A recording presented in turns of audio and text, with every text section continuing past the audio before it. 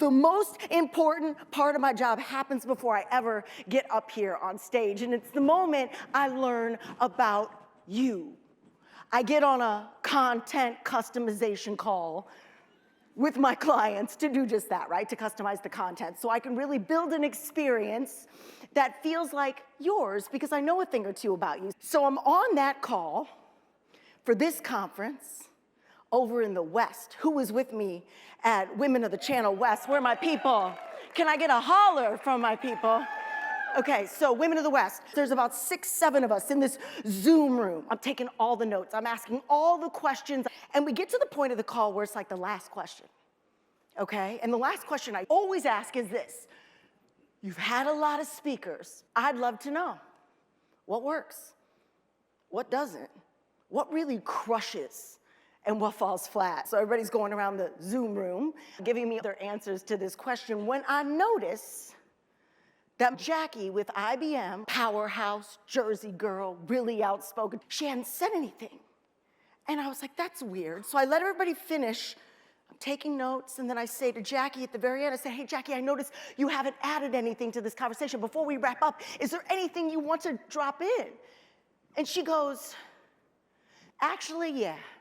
I wasn't gonna say anything because I didn't know if it would be appropriate or if it would really matter. And look, everybody's already said so many incredible things, so I don't know if it's gonna add any value, but since you asked, I might as well just say it. We have had a lot of women over the years. They've all come on this stage and they got their thing, like the way they look, the way they talk, the way they dress, the way they speak, the way they use their slides, all of it. They all have their thing. And I guess what I'm trying to say to you, Judy, you're asking me what works, you're gonna have your thing. So whatever your thing is, do more of it. Be more of it. Judy, be more you. I've been a pro speaker for almost 10 years, doing this full time, and I work with a lot of really great clients who let me be me, but I have never had anybody say anything like that to me before. She poured rocket fuel onto the confidence and courage I already had, and she made me feel so safe to be the full expression of who I am, and she gave me so much hope for the future of work today. Just imagine if more leaders in our organizations did a little bit more of that for each other, for their teams, for their colleagues. What if we as women started doing more of that for each other? Just imagine what we could. Thank you, I'll take a clap for that. Let's go. I highly encourage you to be an active participant in this live experience we're having, this very human experience that we're having together. Just imagine what we could create and how we could innovate and who we could become as people, as individuals, as teams, as organizations, if we activated that level of confidence and courage inside our organizations and ourselves. And really, truly, isn't that what we all want?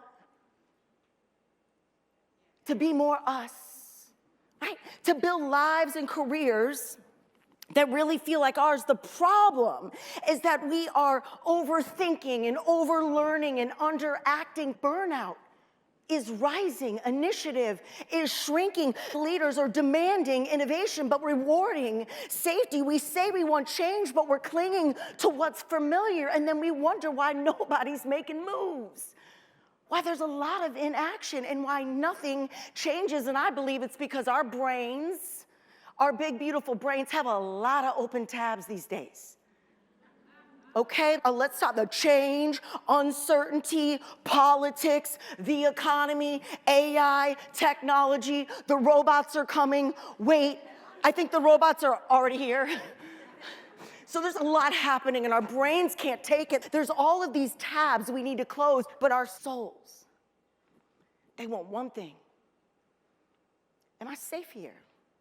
Am I safe here to be brave, to try something new, to innovate, to take a risk, to be more me? And look, building cultures where it's safe to be brave is a worthy cause. Courage will skyrocket, confidence will skyrocket, peace of mind, freedom, results, originality, innovation. You'll get so much less turnover and quiet quitting and people just phoning it in and playing it safe because people are awake and activated. And look, data is backing me up here. World Economic Forum.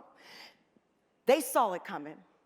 They do this survey every 3 years. 800 companies across 45 different countries in 27 different industry clusters. And they are reporting that originality, creativity, and self-awareness are going to be 3 of the skills the future of work is going to demand. So if creativity, originality, and self-awareness are going to be required for the future of work, that's going to take a lot of courage, the courage to be more you. So it seems to me that now is a really good time to figure out who you are and activate the courage it's going to take to be more you.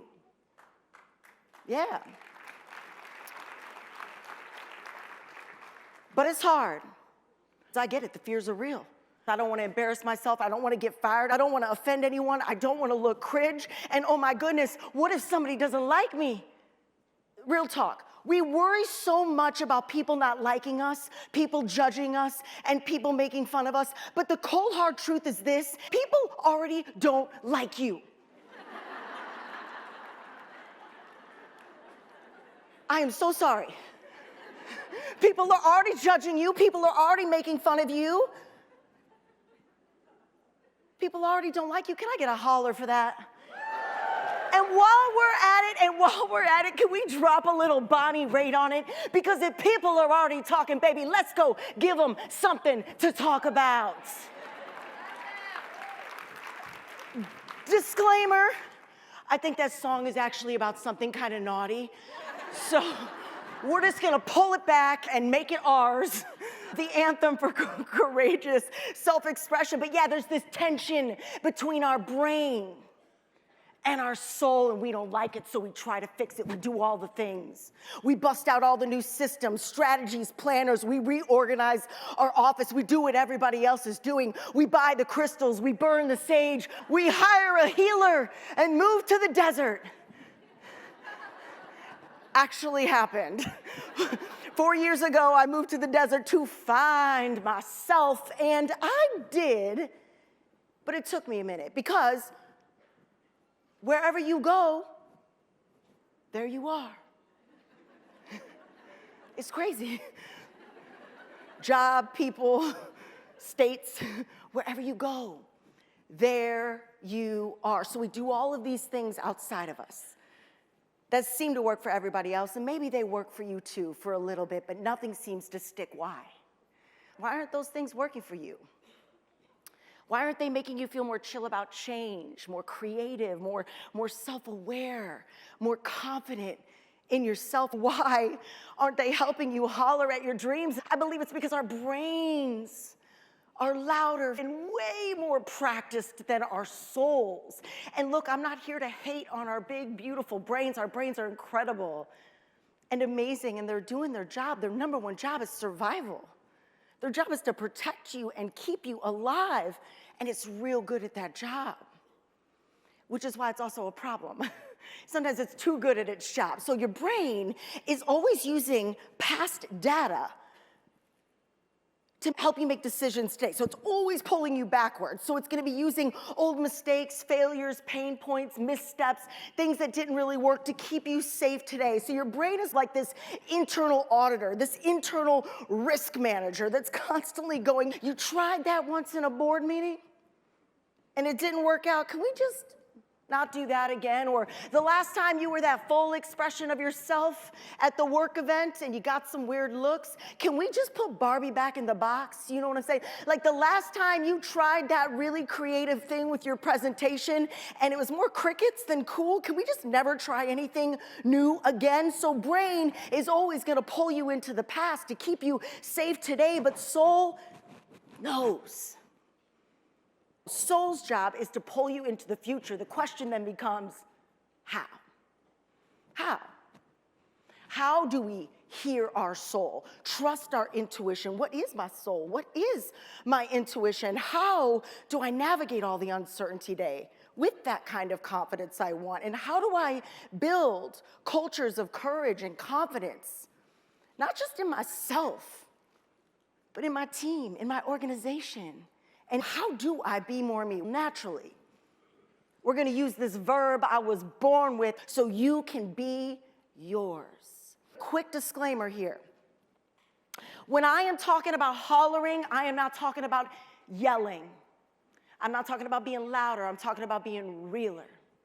I'm talking about being braver. I'm not talking about quitting your job. I'm talking about never quitting on yourself. I'm not talking about more system. I'm talking about more rhythm. I'm not talking about what do they think, what do they think, what do they think. It's about what do you think. And I'm not talking about chasing dreams.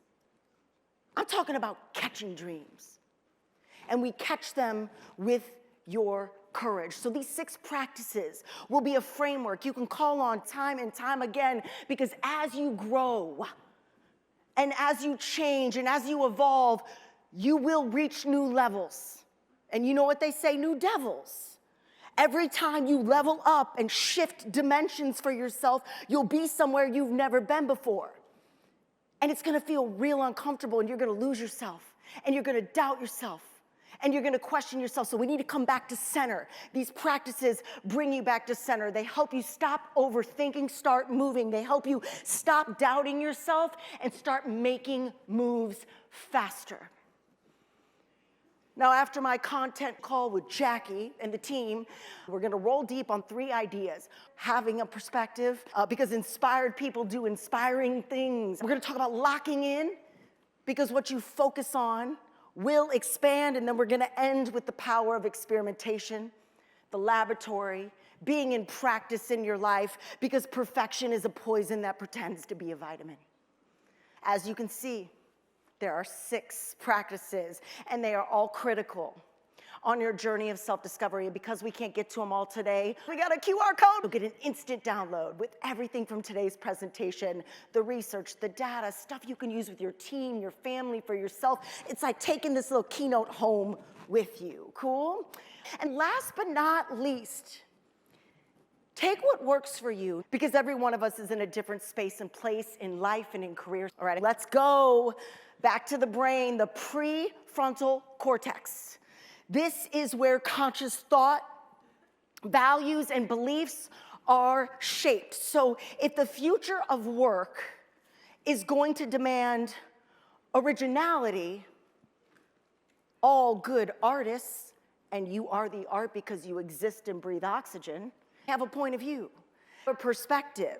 So your point of view and your perspective on life and in business today really matters. So I want to bring this home with a story about Cody, the 26-year-old caddy who changed my life. So I'm a Midwest chick, born and raised in St. Louis. Now I'm over in Scottsdale. And when we moved there 4 years ago, about a year and a half before that move, my husband and I were trying to decide what neighborhood to live in. And my husband is a golfer, and we couldn't just live in any area. We had to make sure that our area was near one of the best golf courses you could play golf on, right? So we're doing all of these exploratory tours as we were hanging out in Scottsdale trying to figure out where to live 5 years ago. And so we're on one of these tours, and we're in a golf cart, and it's Cody the caddy, it is the manager, and me and my husband in the back. So the manager and my husband get out on one of these greens, and they're getting down with the grass, and they're looking at the Georgia grass, and they're talking about all the magic on these greens, and they're doing their thing, and me and Cody are in the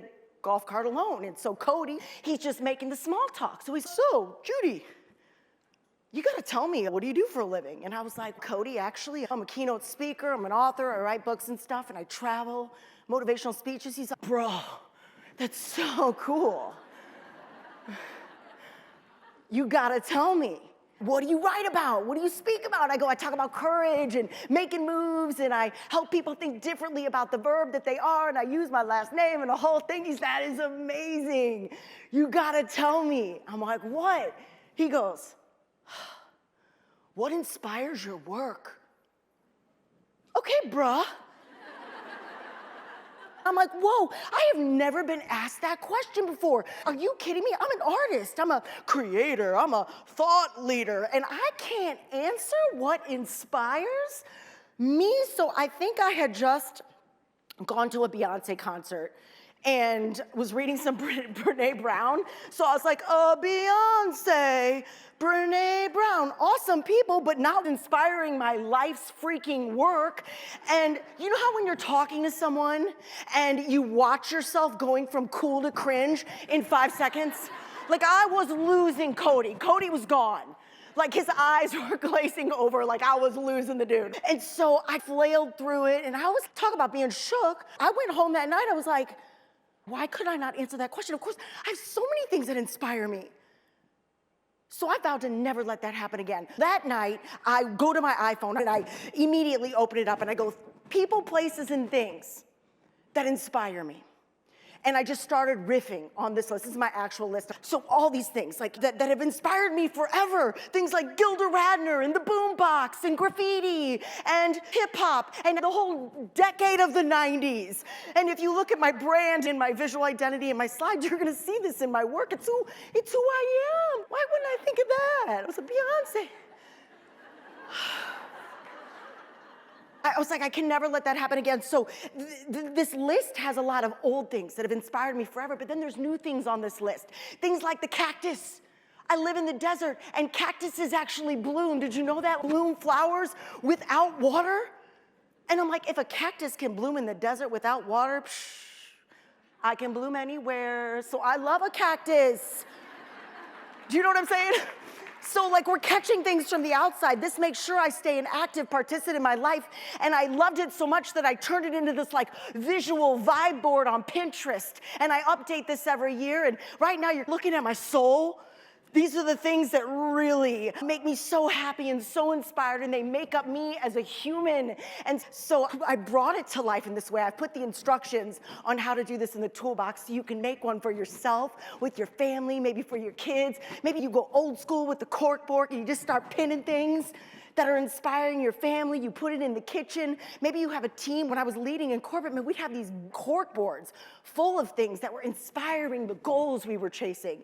And so I guess the question becomes, what's inspiring you right now? And I don't want your mission statement. I want like that thing that inspires you. If you ever meet me out in the wild and we are having dinner together, or we're at a networking reception, I'm gonna ask you this. Because I think this is how we elevate from small talk to big talk really quick. And if you want to get rid of the corporate mask, ask someone who they are. What is inspiring your work in your life right now?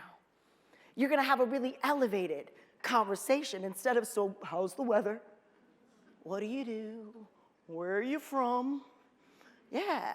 What inspires you? And oh, by the way, before anybody comes onto my team, before I work with anybody, I'm asking this question. And if you can't answer it, we're probably not going to work together, because I want you to have a life outside of work. I need you to have a life outside of work, because all of that life outside of work is going to come right into work, because inspired people do inspiring things. It's what makes you original. So this is a huge permission slip to go have a life outside of work and to be proud of that. So if I were to ask you what's inspiring you right now, could you answer that question? And if you can't answer that question, cool.